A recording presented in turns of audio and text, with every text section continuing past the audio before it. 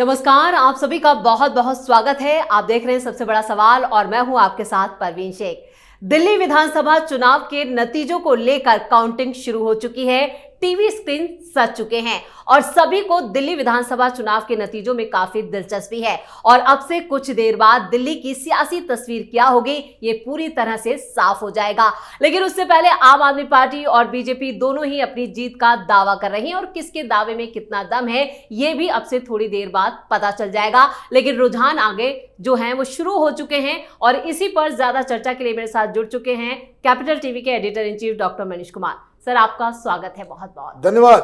Doctor साहब, क्या लग रहा है, क्या जो रुझान आ रहे हैं वो क्या बता रहे हैं? देखिए, अभी तो टेलीविजन चैनल के अंदर एक कंपटीशन चलता है, टीआरपी रेस, कि कौन सबसे ज्यादा संख्या जो है सबसे पहले देता है जी।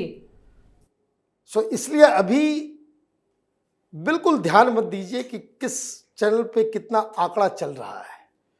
अभी से लेकर के 8:30 बजे तक सिर्फ काउंटिंग होगी पोस्टल बैलेट की। जी, पोस्टल बैलेट की, बिल्कुल।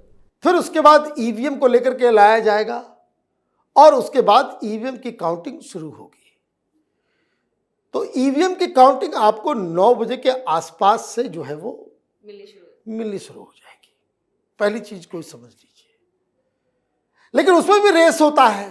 जी। अभी जैसे देखिए, बहुत सारे लोग अभी देना चालू कर दिए। अभी कहीं काउंटिंग शुरू नहीं हुआ, लेकिन आंकड़े जो है हर चैनल पे आना शुरू हो गया। ये नहीं करना चाहिए, लेकिन ये उनकी मजबूरी है कि ज़्यादा से ज़्यादा तमाशा जो है, भाई कोई 0-0 कर देगा, लोग देखेंगे नहीं कि भाई इसके पास खबर नहीं है। फिर अभी वो आगे बढ़ा देंगे, फिर बाद में बैलेंस करेंगे। अब जैसे पिछली बार क्या हुआ था, हरियाणा का चुनाव याद होगा आपको? बिल्कुल याद है। हरियाणा के चुनाव में सारे लोग जो है वो शुरू में कंपटीशन लग गया और सारे एग्जिट पोल जो है वो आगे बढ़ा कर दिखा रहे थे कि कांग्रेस यूं जीती तो ऐसे जीती तो वैसे जीती। कांग्रेस मुख्यालय में ढोल ताशे भी बजे, ढोल ताशे जिलेबी भी बांटना चालू कर दिया था पवन खेड़ा ने इन टेलीविजन चैनलों के चक्कर में।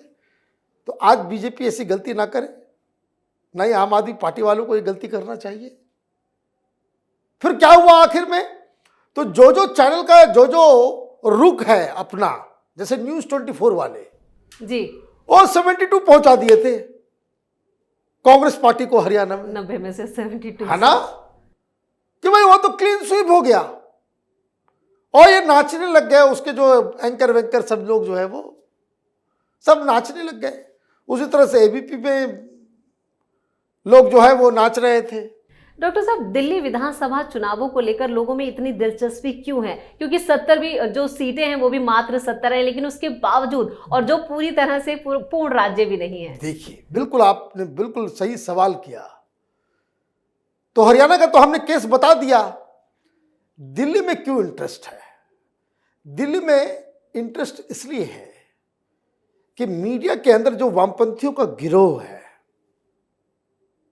दिल्ली के अंदर मीडिया के अंदर ये जो वामपंथियों का गिरोह है, उनको लगता है कि केजरीवाल जो है मोदी का एक चैलेंजर है।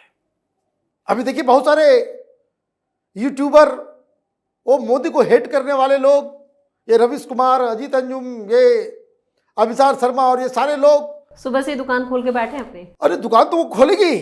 कितने परेशान थे कि कांग्रेस पार्टी ये क्या कर रही है, क्यों केजरीवाल के खिलाफ जो है इस तरह से उम्मीदवार को खड़े कर रही है। तो कांग्रेसियों को गाली देना शुरू कर दिया। अब ये भी मालूम है कि भाई दिल्ली तो है, बाद में कांग्रेस वाले भी सवाल करेंगे। तो वो दलाल लोगों की बड़ी दिक्कत हो गई कि इधर जाए या उधर जाए, कांग्रेस के साथ रहे या आम आदमी पार्टी के साथ रहे।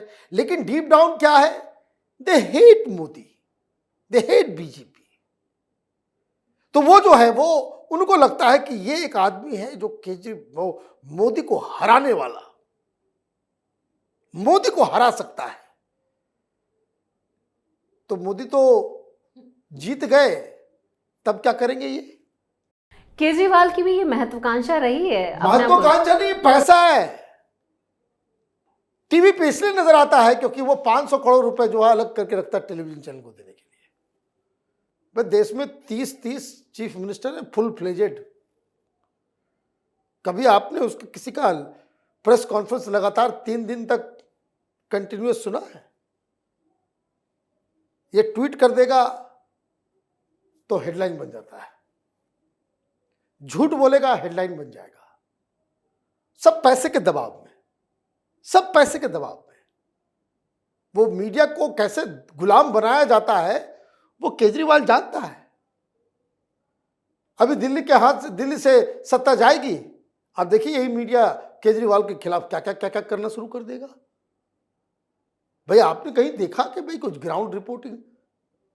ये तो सोशल मीडिया के लोगों ने, हम लोग जैसे लोगों ने असल तस्वीर पेश की है। दिल्ली की हकीकत जो है हम लोगों ने बताया, बनाया, सब कुछ किया। तो टीवी वाले तो कभी कोई चैनल कहीं स्कूल खराब है तो पानी गंदा मिल रहा है कहीं नहीं किया। क्यों? वो प्रेशर होता है, जहां ये जाते हैं वहां साथ में लेकर के जाते हैं जी। इंटरव्यू में सवाल जो है वो लेकर के गए।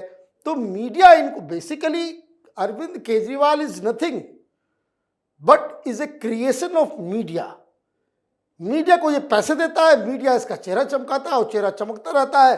तो फिर वो जो है वो, आप देखिए कल कितनी अनर्गल बातें कर रहा था कि 16 विधायकों को, मतलब विधायक अभी हुआ नहीं, उम्मीदवार है, लेकिन कहता हमारे 16 विधायकों को फोन आ रहा है। तो पूछा गया कि भाई 16 का नाम बताओ, तो 3 का नाम बताया, बाकी नाम ही नहीं है। आप कभी कह देते हो कि भाई यमुना में जहर मिला दिया गया है, आप कभी कह देते हो कि हमें मारने की साजिश रची जा रही है। लेकिन इस बीच अरविंद केजरीवाल के एक इंटरनल सर्वे का भी जिक्र हुआ, जो घमासान मचा हुआ था पिछले बीते दिन। तो उसमें यह भी बताया जा रहा था कि इन्होंने अपना इंटरनल सर्वे खुद किया, उसको लेकर बैठक भी की, जहां पर दावा किया जा रहा है कि 50 सीटें आम आदमी पार्टी जीत रही है। कोई इंटरनल सर्वे नहीं है, मुझे उस मीटिंग के बारे में जानकारी है। वो सीधे सीधे कह दिया कि बस 50 बोलना है।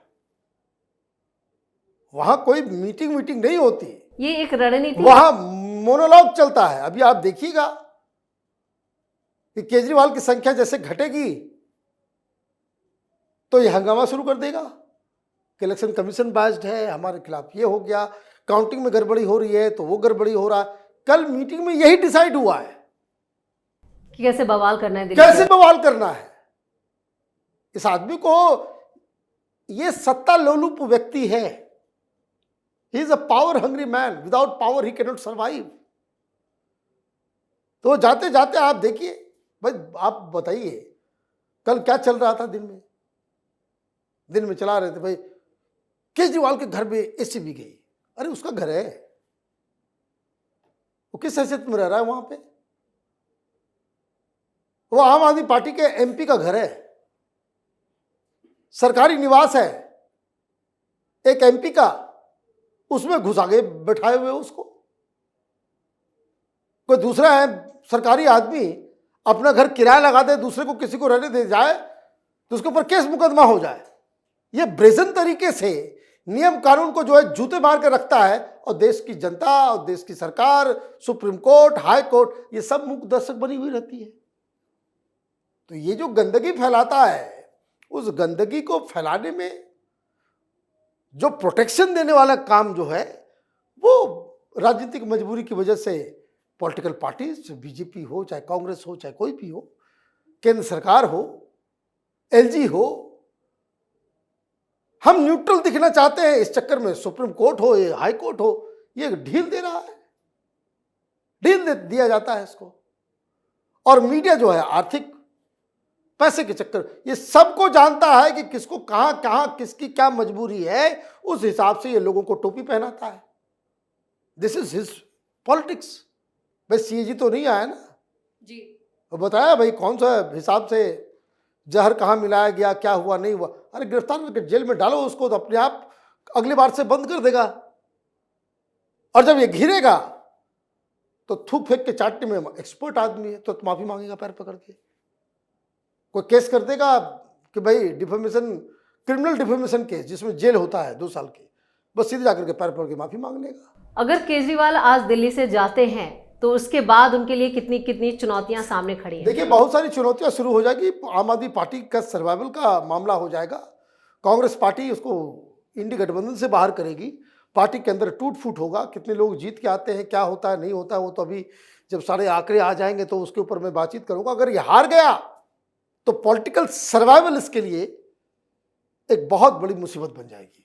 चलिए, इस तमाम जानकारी के लिए और सटीक विश्लेषण के लिए आपका बहुत बहुत धन्यवाद। धन्यवाद। तो दिल्ली विधानसभा चुनावों को लेकर धीरे धीरे अब तस्वीर साफ होने लगी है। जैसे जैसे नतीजे आते जाएंगे हम आपको बताते रहेंगे और कैपिटल टीवी यहां पर दिल्ली विधानसभा चुनाव नतीजों की हर अपडेट आपको देता रहेगा और उसके सटीक विश्लेषण के लिए आप हमारे साथ जुड़े रहिए, देखते रहिए कैपिटल टीवी। नमस्कार।